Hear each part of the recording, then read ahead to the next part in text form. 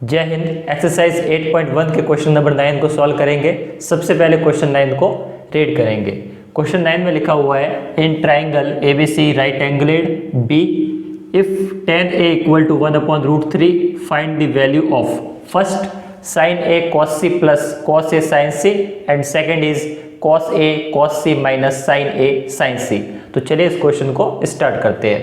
Question में लिखा हुआ है कि एक ट्राइंगल है ABC।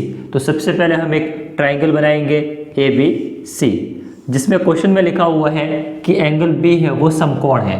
इसका मतलब एंगल B को हमें 90 डिग्री बनाना पड़ेगा। ये हो जाएगा A और ये हो जाएगा C। हमने एक समकोण त्रिभुज बनाया है ABC, जिसमें कहा हुआ है कि tan A की वैल्यू हमारे पास 1/√3 है। तो सबसे पहले हम यहाँ पे लिखेंगे tan A इक्वल टू 1/√3। अब हम tan A से सभी वैल्यू को फाइंड करेंगे, जो कि हमको पता है। पंडित, बद्री, प्रसाद, हर, भोले, इस वाले रेशियो का यूज़ करके हम tan को फाइंड करेंगे। तो tan A की वैल्यू मतलब sin theta cos theta tan theta. tan theta का मतलब होता है परपेंडिकुलर अपॉन बेस। तो इसका हम कंपेयर करेंगे परपेंडिकुलर अपॉन बेस से। तो इस वाली वैल्यू से हमें ये पता चलता है कि परपेंडिकुलर की वैल्यू हमारे पास 1 है और बेस की वैल्यू हमारे पास √3 है। तो इस वाले राइट एंगल ट्राइंगल में परपेंडिकुलर हमारे पास में कितना है 1 है और हमारे सामने बेस कितना है √3। यहाँ पे लिखेंगे √3। अब हम पाइथागोरस थ्योरम का यूज़ करके इसके हाइपोटेन्यूस को फाइंड करेंगे। तो चलिए यूज़ करते हैं पाइथागोरस थ्योरम। यहाँ पर हम यूज़ करेंगे पाइथागोरस थ्योरम। और पाइथागोरस थ्योरम के बारे में हम जानते हैं कि hypotenuse square is equals to perpendicular square plus base square होता है। और hypotenuse is equals to root of perpendicular हमारे सामने कितना है 1। तो यहाँ पर हो जाएगा 1 का स्क्वायर प्लस में बेस हमारे सामने कितना है √3।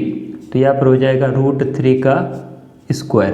तो hypotenuse is equals to root of 1 का स्क्वायर हमेशा 1 हो जाएगा प्लस में √3 के स्क्वायर से रूट हट जाएगा तो पीछे कितना बचेगा 3। और इसको जब हम आगे सॉल्व करेंगे तो हमारे सामने वैल्यू आएगी √4।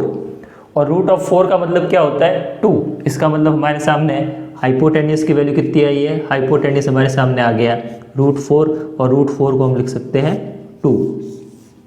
तो हाइपोटेन्यूस की वैल्यू हमारे सामने 2 आ चुकी हैं। बेस की वैल्यू इससे हमने फाइंड की √3 और परपेंडिकुलर हमारे सामने कितना है 1। तो आई होप पाइथागोरस थ्योरम का हमने यूज़ किया है और हाइपोटेन्यूस को फाइंड किया है। आगे हम क्वेश्चन को सॉल्व करते हैं। अब हमें क्या करना है, फर्स्ट को सॉल्व करना है। तो सबसे पहले फर्स्ट क्वेश्चन को लिखते हैं। फर्स्ट क्वेश्चन में क्या लिखा हुआ है उसके हिसाब से लिखते हैं। तो फर्स्ट क्वेश्चन में लिखा हुआ है sin A cos C plus cos A और sin C। अब देखिए यहाँ पर आपको sin A की वैल्यू फाइंड करनी है, sin A की वैल्यू। तो sin थीटा का मतलब क्या होता है परपेंडिकुलर अपॉन हाइपोटेन्यूस। तो परपेंडिकुलर हमारे सामने कितना है, परपेंडिकुलर है 1 अपॉन में हाइपोटेन्यूस हमारे सामने कितना है, हाइपोटेन्यूस है 2 इंटू अब यहाँ पर आ जाएगा cos C। cos C मतलब यहाँ से हमको वैल्यू देखनी है, cos C से हमको क्या देखनी है, वैल्यू देखनी है। और cos का मतलब क्या होता है sin theta cos theta. cos theta का मतलब होता है बेस अपॉन हाइपोटेन्यूस। तो बेस अपॉन हाइपोटेन्यूस देखना है। तो जहाँ से हम वैल्यू देखते हैं उसके साथ में जो एंगल जुड़ा हुआ होता है वो उसका क्या होता है, बेस होता है। इसका मतलब बेस क्या हो जाएगा √3। तो यहाँ पर हो जाएगा √3 बेस अपॉन हाइपोटेन्यूस और हाइपोटेन्यूस हमारे सामने कितना है 2। तो यहाँ पर हो जाएगा 2 प्लस में यहाँ पर लिखा हुआ है cos A। cos A मतलब हमें एंगल देखना है A से। हमें एंगल कहाँ से देखना है, A से देखना है। और आपने बिल्कुल गलत किया है क्योंकि वो B के लिए था ना।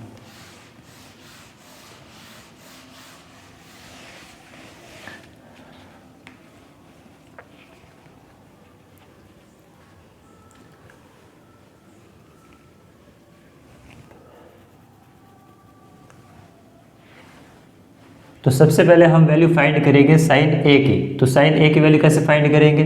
सबसे पहले हम यहाँ पे एक छोटा सा ट्राइंगल बनाएंगे। इस छोटे वाले ट्राइंगल में यहाँ पे लिखेंगे ए, ये बी और ये सी। अब यहाँ पे हमें देखना है कि साइन ए की वैल्यू, तो साइन ए की वैल्यू यानी कि साइन यहाँ से स्टार्ट करना पड़ेगा।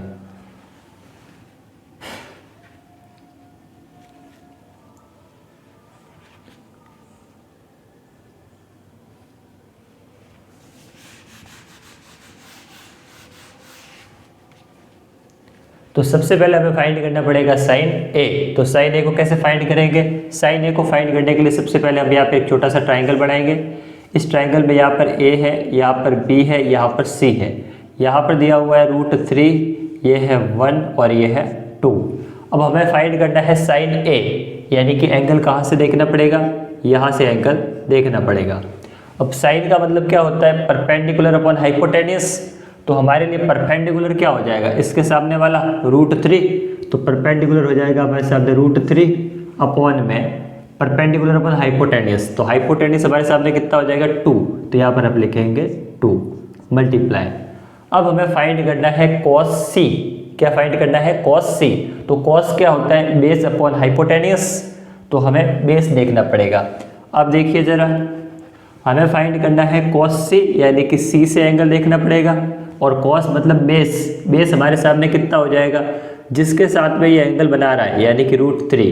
तो यहाँ पर हो जाएगा √3 अपॉन में बेस अपॉन हाइपोटेन्यूस। हाइपोटेन्यूस तो हमारे सामने कितना है? 2। तो यहाँ पर केवल 2 ही लिखेंगे प्लस। अब हमें फाइंड करना है कॉस ए, कॉस ए की वैल्यू को, मतलब हमें यहाँ से एंगल देखना है कॉस ए से, कॉस ए से। और कॉस का मतलब क्या होता है? Base upon hypotenuse. तो कॉस ए के लिए बेस क्या हो जाएगा? 1 हो जाएगा, क्योंकि जो एंगल ए है वो किसके साथ में एंगल बना रहा है? 1 के साथ में। तो यहाँ पर हो जाएगा 1 अपॉन में हाइपोटेन्यूस, हाइपोटेन्यूस हो जाएगा 2 मल्टीप्लाई साइन सी, मतलब साइन सी। यहाँ से हमें एंगल देखना है। यहाँ से अगर हम एंगल देखेंगे तो sine C perpendicular upon hypotenuse.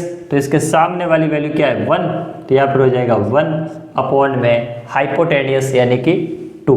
तो आई होप बात यहाँ तक आपको समझ में आ चुकी होगी। अब हम क्या करेंगे? √3 मतलब क्या बन गया?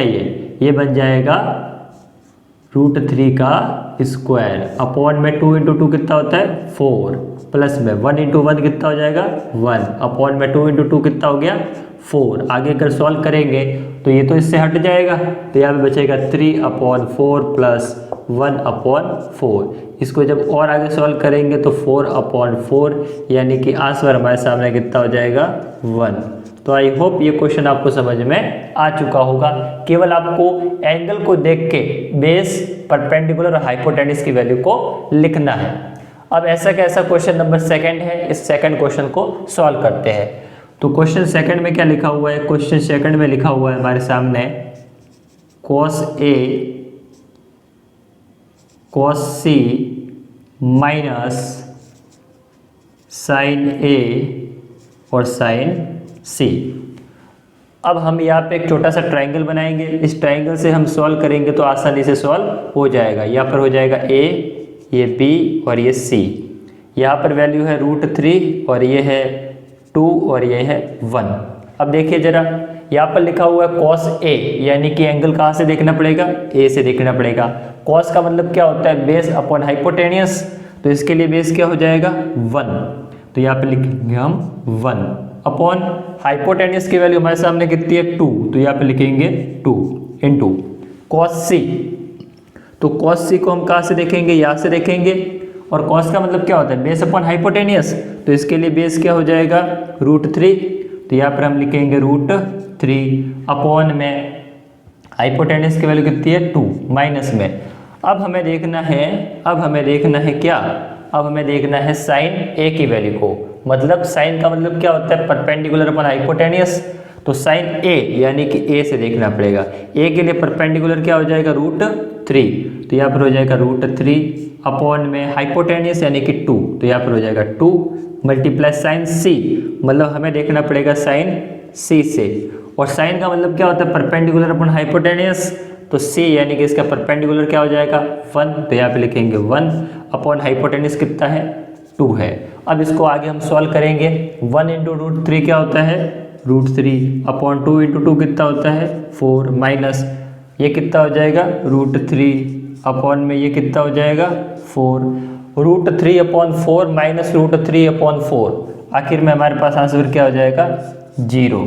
तो आई होप क्वेश्चन 9 आपको अच्छे से समझ में आ चुका होगा। केवल आपको एंगल को देख के उसकी वैल्यू को पुट करना है और आंसर को फाइंड करना है। तो आई होप क्वेश्चन नंबर 9 आपको बहुत अच्छे तरीके से समझ में आ चुका होगा और आगे मैंने जितने भी क्वेश्चन समझाए हैं वो भी आपको बहुत अच्छे तरीके से समझ में आ चुके होंगे। मिलते हैं नेक्स्ट वीडियो में, तब तक के लिए धन्यवाद।